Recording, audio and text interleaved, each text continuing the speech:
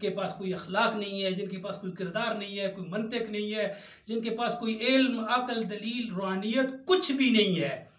बस आप समझ गए होंगे कि इस बिल का बैकग्राउंड क्या है।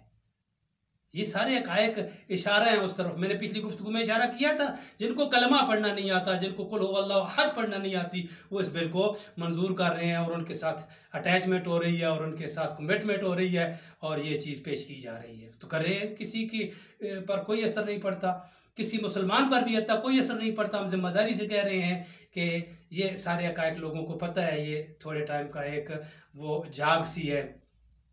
उसने ज़हीर ने अपनी गुफ्तगू में जो जुमले कहे वो देखें, वो इस तरह कह रहा है कि शिया क्या साजिद नकवी की तौहीन पसंद करता है, कोई राजा नासिर की तौहीन कोई पसंद करता है क्या, देवबंदी जो हैं वो मुफ्ती महमूद की या अताउल्लाह शाह बुखारी की तौहीन बर्दाश्त कर सकते हैं, क्या हम अहले हदीस जो हैं वो शहीद की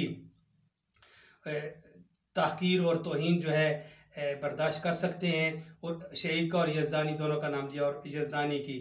और इसी तरह जो जमात इस्लामी है, जमात इस्लामी के अफराद जो हैं वो मौलाना सैयद अबुल आला मौदूदी की तौहीन बर्दाश्त कर सकते हैं। इस तरह उसने इन लोगों के नाम लिए और इनके कायदीन और लीडर्स के नाम लिए और कहा क्या वो बर्दाश्त कर सकते हैं, कभी नहीं बर्दाश्त कर सकते। और बल्कि वो उसने ये जुमला कहा, इनको गाली देना, इनकी तौहीन करना बर्दाश्त कर सकते हैं। बाद में आके ये जुमला कहा क्या कि हम जनाब आयशा के बाबा के को गाली देना बर्दाश्त कर लेंगे, क्या हम जनाब हफ्सा के वालिद गिरामी और बाबा को गाली देना बर्दाश्त कर लेंगे, क्या हम ज़ुन्नुरैन जनाब उस्मान जिनके घर में पैगंबर की 2 परवरदा बेटियां थीं ज़ैनब व कुलसूम, क्या हम उसकी तौहीन और उसको गाली देना बर्दाश्त कर लेंगे। ये कुछ बात की और उसके बाद बात खत्म हो गई। इंडिया से एक बंदा उठा है और उसने तरह तरह की बकवासियात की हैं, तरह तरह की हर्जा सराई की है और ये बात कही है मौली चित्राली ने ये बिल मंजूर करवाया है, इसके नतीजे के अंदर नफरत जन्म लेगी। हजरात गिरामी के अंदर नफरत किस तरह जन्म लेगी? क्या तुम ये बात कहते हो सिद्दीक को गाली देने का तुम्हें हक दे दिया जाए? क्या तुम ये बात कहते हो फारूक को गाली देने का तुम्हें हक दे दिया जाए? क्या तुम ये बात कहते हो उस्मान को गाली देने का तुम्हें हक दे दिया जाए? हजरात गिरामी के अंदर मैंने अरसा कबल मंसूरा के अंदर ये बात कही थी और आज फिर दोहराते हुए ये बात कह देना चाहता हूं, क्या कोई शिया साजिद नकवी को गाली को गवारा कर सकता है? क्या जमात इस्लामी में कोई फर्द इस बात को गवारा कर सकता है कि सैयद मौदूदी की तौहीन की जाए? क्या जमीयत उलमा इस्लाम का कोई फर्द इस बात को गवारा कर सकता है कि मौलाना मुफ्ती महमूद की तौहीन की जाए? क्या कोई अहले हदीस इस बात को गवारा कर सकता है कि हजरत यज़दानी और अल्लामा शहीद की तौहीन की जाए? हजरत गिरामी के अगर शिया साजिद नकवी की तौहीन को गवारा नहीं कर सकते, राजा नासिर अब्बास की तौहीन को गवारा नहीं कर सकते और जमात इस्लामी के लोग सैयद मौदूदी की तौहीन को गवारा नहीं कर सकते और अहले हदीस अल्लामा शहीद की तौहीन को गवारा नहीं कर सकते और देवबंदी अताउल्लाह शाह बुखारी और मौलाना मुफ्ती महमूद की तौहीन को गवारा नहीं कर सकते, तो किस तरह मुमकिन है सिद्दीका के बाबा की तौहीन को बर्दाश्त कर लिया जाए, हफ्सा के बाप की तौहीन को बर्दाश्त कर लिया जाए, सैयदा रुकैया और सैयदा उम्मे कुलसूम के शोहरे नामदार की तौहीन को गवारा कर लिया जाए?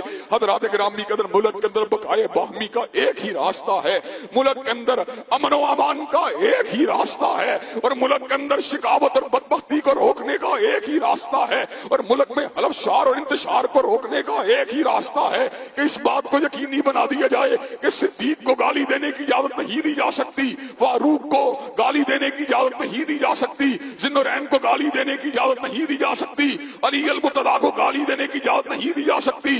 मौलाना अब्दुल अकबर चित्राली ने जिस बिल को मूव किया है, जब तक हम जिंदा रहेंगे इंशाअल्लाह इस बिल की हिमायत के अंदर आवाज को उठाते रहेंगे और जो सहाबाए किराम की तौहीन करता है इंशाअल्लाह उसका मुकाबला करते रहेंगे। देखिए बात यह है कि आप तौहीन की तारीफ नहीं कर रहे और ना कर सकते हैं क्योंकि आपका सारा मामला बोगस है, बेबुनियाद है, ठीक है। और दूसरी बात यह है कि मैं तो इस पर अभी वक्त कम होता है अफसोस के, अगर ये कहूँ कि आपने जो कहा कि साजिद नकवी की तौहीन नहीं की जा सकती और राजा नासिर साहब की तौहीन नहीं की जा सकती और आपके एक मौलवी की तौहीन नहीं की जा सकती, लिहाजा जो है ना असहाब की भी तौहीन नहीं की जा सकती। पहले तो आपके ऊपर ये बदबख्ती आपकी ये है कि आप असहाब को आम अपने जैसे इंसान के बराबर लेके आ गए, ये खुद बजाते खुद तौहीन है। आप कह रहे हैं कि अगर मेरे जो है ना लीडर की तौहीन नहीं की जा सकती तो पास असहाब की भी तौहीन नहीं की जा सकती। गोया आप असहाब को अपने लीडर की तरह समझ रहे हैं, बजाते खुद तौहीन है। दूसरी बात यह है कि गाली और तौहीन की जो बात, तौहीन पिछली गुफ्तगू में भी हमने अर्ज किया, तौहीन इसका नाम है कि आप नासजा नाजेबा लफ्ज़ किसी के बारे में कहें जो खामी उसके अंदर नहीं है। आप एक ये तौहीन होती है, इंसल्ट कर रहे हैं, तहकीर कर रहे हैं। कभी भी याद रखें, किसी भी शख्स के बारे में हकायक को बयान करना, और खुसूसन हमारा मौजू इस्लाम है, इस्लाम की हर हकीकत को बयान करना तौहीन नहीं है। ये हर मुसलमान पे फ़र्ज है, हर मुसलमान पे लाजिम है, हर मुसलमान पे वाजिब है। मुसलमान की बात कर रहा हूँ, आलिम होना भी ज़रूरी। जो भी जानता है ये इस्लाम की हकीकत है और इस पर पर्दा पड़ा हुआ है, उसका ज़ाहिर करना उसके लिए वाजिब है। ज़बान से ज़ाहिर करना वाजिब है और अपने अमल से ज़ाहिर करना वाजिब है। हत्ता कि ये वो मकाम है जहाँ पर आप मैदान जंग में उतरते हैं, आप अमली तौर पे अपनी फिजिकली अपनी कुर्बानी देते हैं और इस्लाम की एक हकीकत को छुपने नहीं देते। दिल में बुरा समझते हैं, ज़बान से बुरा समझते हैं, अमली तौर पर आप ये काम करते हैं। किबला आप कहाँ जा रहे हैं? हक़ाइक़ को बयान करना लाजिम वाजिब, और इसके लिए ये सारी कुर्बानियाँ, ज़बानी कुर्बानी, क़ल्बी कुर्बानी, हत्ता बदनी अमली प्रैक्टिकली कुर्बानी देना वाजिब लाजिम और ज़रूरी है। आप उसको इंसल्ट कह रहे हैं। हक़ाइक़ बयान करने का नाम इंसल्ट होता है। फिर आपने जो जुमला इस्तेमाल किया, कितने जाहिल लोग हैं, मुझे अफसोस होता है, इसलिए भी ये बात कर रहा हूँ। कहा कि हम उनको गालियाँ बर्दाश्त नहीं करेंगे इस मुल्क में, इस मुल्क के अमन अमान का फ़कत यही हाल है कि ये बिल पास किया जाए ताकि कोई उनको गालियाँ ना दे। कौन गालियाँ दे रहा है उनको? मैं यहाँ पर मजबूर हूँ ये बात कहने के लिए। खुदा ने सूरह अनआम की आया नंबर 108 में कहा है, वला तसुब्बुल लज़ीना, और कहा कि जो यदऊ मिन दुनिल्लाह, अब उन लोगों को भी काफिर न कहें, उन लोगों को भी आप बुरा भला न कहें। और यहां पर लफ्ज़ चूंकि सबका था, कहा उनको गाली ना दें। कुरान कह रहा है उनको आप गाली ना दें। किसको? जो अल्लाह के अलावा दूसरों को बुलाते हैं, दूसरों को पुकारते हैं। यहाँ पर मुशरिकीन मक्का मुराद है, ठीक है। बाद लोग यहाँ कुरान की आयात से भी उल्टे सीधे इस्तेदलाल करते हैं।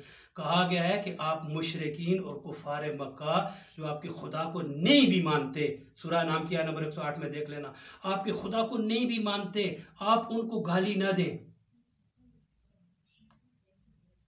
ठीक है। आप मुशरिक को गाली नहीं दे सकते, किबला आप काफिर को गाली नहीं दे सकते, आप किसी भी इंसान को गाली नहीं दे सकते हो, जैसा भी उसका करैक्टर हो। कुरान जी कह रहा है इसके दो पहलू। क्यों नहीं आप गाली दे सकते? वजह क्या है? एक वजह तो यह है कि आप खुद अगर मुसलमान है तो आप कैसे गाली दे सकते हैं? एक मुसलमान गाली दे सकता है किसी को? क्या बात कर रहे हैं आप? गाली एक फोश अमल है इस्लाम में। एक इस मुसलमान के लिए और एक साहिब ईमान के लिए कतई तौर पर उसको जेब नहीं देता, गिरी हुई चीज है गाली, इसलिए वो नहीं दे सकता। वजह ये, कौन गाली देता है किसी को? और आप इतनी बेतुकी और बेमंतक बातें कर रहे हैं।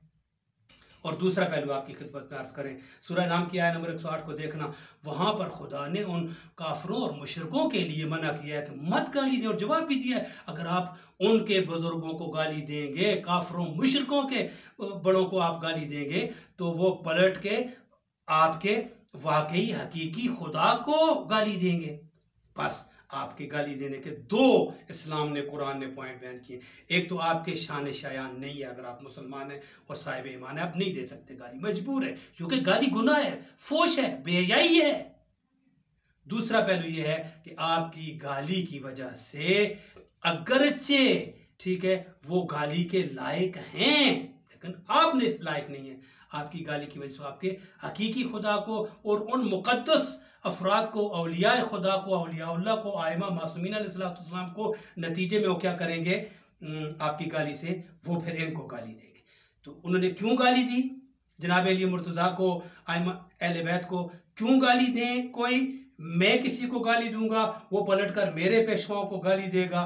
तो ये दोनों पहलू आपने तवज्जो की है। कैसे मैं गाली दूं? मैं दे ही नहीं सकता गाली। आप इस मुल्क में गाली गाली कर रहे हैं, ताकि कोई खलीफा अव्वल को गाली ना दे, दुवम को गाली ना दे, सिवम को गाली ना दे, हज़रत उस्मान को। किसने हमें, किसी मुसलमान को उसका दीन इजाजत नहीं दे सको काफिर और मुशरिक को गाली दे। अब क्यों बेतुकी और बेमंतिक बात करके और लोगों को बेवकूफ़ बना के इस मुल्क की अमन सलामती और इस मुल्क के इस पुरअमन और साजगार और खुशगवार माहौल को एक ख़ास प्रोग्राम के तहत, एक ख़ास बैकग्राउंड के तहत क्यों ख़राब करना चाह रहे हैं। अवाम समझती है इन बातों को। बहरहाल आपकी खिदमत में अर्ज़ किया तो ये गुफ्तगू उसने की। आप यहाँ पर देखें, क्या कोई हकीकत है, क्या कोई इंसाफ की बात है, क्या कोई इल्म और अक्ल की बात है। ठीक है, आपका किबला काम ये है कि आप इस्लाम की तारीफ करें, आप लोगों को इस्लाम बताएं क्या है इस्लाम। अभी तक लोगों को इस्लाम नहीं बताया गया। आप ये कह रहे हैं असहाब के उन्वान से, खुलाफा के उन्वान से और बहुत सारे ऐसे अफराद के उन्वान से, ठीक है, आपको इस्लाम के हकायक का बिल्कुल पता नहीं है। हम आपकी खिदमत में पेश कर देंगे। हम इंशाल्लाह आपकी खिदमत में डॉक्टर अली का और मुफ्ती आजम जो आपकी खिदमत में अर्ज किया और इस तरह अनीफ कुरैशी साहब और बहुत सारे लोगों ने जो हकायक बयान किए हुए आपकी खिदमत में पेश कर देंगे। आप टोटली तौर पे गलत जा रहे हैं और ये मेरा मसला नहीं है। मसलन मैं अपनी बात करूँगा ताकि मेरी शियत का मसला नहीं है, पाकिस्तान के शिया मोमिनीन आज़ादारों मातमदारों का कोई मसला नहीं है। ये मुल्क की सलामती का मसला है और इस्लाम की सलामती का मसला है। आप इस्लाम को कैसे तशरीह कर रहे हैं? आप इस्लाम को क्या समझे हैं? आपके पास इस्लाम है ही नहीं है। आपको पता होना चाहिए आप अहले बैत को छोड़ चुके हैं और ये भी अकायद मीडिया पर मौजूद हैं। बुजुर्ग मशाइख ने ये जुमले के कहा, आप असहाब की आड़ में अहले बैत अलैहिस्सलातु वस्सलाम को के मकाम को ख़त्म करना चाहते हैं। और कैसे ख़त्म नहीं करेंगे? आप गाली की बात करते हैं, वीडियो लंबी हो गई है, आप गाली की बात करते हैं। ज़हीर साहब, क्या हर कलमा को इस बात का पता होना चाहिए? जिसको नहीं है ज़रूर पता होना चाहिए। अली जैसी ज़ात जिसके बारे में रसालत में आपने फरमाया, मन सब अली फ़कत सब बनी, जिसने अली को गाली दी उसने मुझे गाली दी। इस अजीम इमाम को 70 साल तक 70,000 मिंबरों से गालियां दी जाती रहीं, मस्जिदों के अंदर, मिंबरों के अंदर और जुमों के अंदर। और जो गालियां नहीं देते थे जनाब अली मुर्तज़ा को, उनको सजाएं, कोड़े और ताजियाने मारे जाते थे। कैसी बातें करते हैं आप? जो अहले बैत से मोहब्बत तलब की गई है, ये नबी की अहले बैत नबूवत की जरूरत नहीं थी, ये भी उम्मत की जरूरत थी। इसलिए कि अगर वो अहले बैत से मोहब्बत कर लेते हैं तो उनके दीन की हिफाजत होती है। और इरशाद फरमाया, अल्लाह से मोहब्बत करो इसलिए कि वो तुम्हें तरह तरह की नेमतें अता करता है, और मेरे से प्यार करो, मैं तुम्हारे रब का भी महबूब हूँ। और तीसरी बात फरमाई, और मेरे अहले बैत से मेरी वजह से प्यार करो। इस उम्मत को लावारस छोड़कर नहीं गए हुजूर। फरमाया, मैं तुम्हारे अंदर 2 भारी चीजें छोड़ के जा रहा हूँ। अव्वलुहुमा, उनमें से पहली चीज अल्लाह की किताब। तुम्हारी जिंदगी को उजाल देगी ये किताब, इसको मजबूती से पकड़ लो, छोड़ना नहीं। फिर फरमाया, और मेरे अहले बैत। और 3 मरतबा फरमाया, उज़क्किरुकुमुल्लाह फी अहले बैती, मैं अपने अहले बैत के हवाले से तुम्हें अल्लाह से डराता हूँ। मेरे अहले बैत के मामले में कोताही का इर्तिकाब न करना, दोनों के दामन को मजबूती से थाम लो। और फरमाया, अगर तुम इन दोनों के दामन पकड़ लेते हो, मैं मोहम्मद जमानत देता हूँ सल्लल्लाहु अलैहि वसल्लम कि तुम गुमराह नहीं होगे। दोनों के दामन को थाम लोगे तो तुम कामयाब और बामुराद होगे। आपको पता है इस बात का, ये गालियों की रस्म किसने रखी थी? ये गालियां कौन देते हैं? मैं बात को खोलूंगा तो सारे लोग मुतवज्जे हो जाएंगे। देखें गालियां कहां से चली थी। गालियां बनु उमैया ने अहले बैत रसूल के लिए सबसे पहले जो हरबा और जो तहकीर और जो हकारत का इस्तेमाल किया था, हथकंडा इस्तेमाल किया था, वो गाली थी जो कोई भी इंसान किसी दूसरे इंसान को नहीं दे सकता। आपने 70 साल तक